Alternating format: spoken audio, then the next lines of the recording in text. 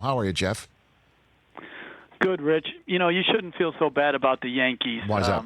Losing to a superior team in the Astros. You guys gave it a good shot. So, you know what? Feel good about the year you had. No, I do. What I mean? No, I know, and I feel that way. 100-win season, and I just love watching some of these guys make something of themselves, whether it was expected of them or not. So you are right, Jeff. Do you have? And my worst day as a sports fan. Yes, I still remember it. My birthday in 1973.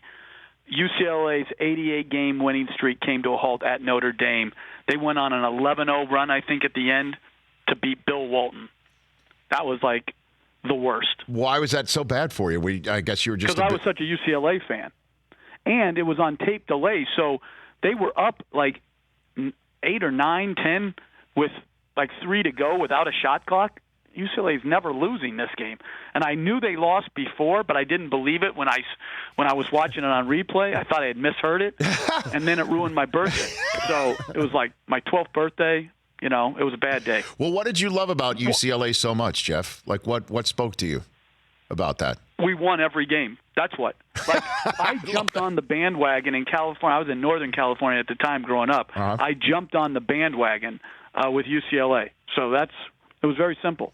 And you only remember back then there was no TV except on like local teams, so that's the only games we got was UCLA. It was Dick Enberg calling the games. Of course it was. I mean, it was amazing here in Southern California with Dick Enberg and obviously Vince Scully and just some of the legendary voices calling games here in Southern California. Did you ever come across with paths with John Wooden, Jeff? Did you ever meet him? I was coaching. I never met him, but I was coaching the Knicks in the playoffs, and Walton was doing one of our games, and somehow it came up I was a UCLA fan, and so he called, and this was post-Ewing, so we were playing Sprewell and Houston were our best players. Right. And so we were posting them up a lot. So anyway, Bill Walton, this was right before the game, like an hour and a half before the game, calls Coach Wooden up. I get on the phone with him. I'm like fawning about him, and he goes, "You know what? I'd rather see Houston and Sprewell face the basket more instead of play with their back to the basket."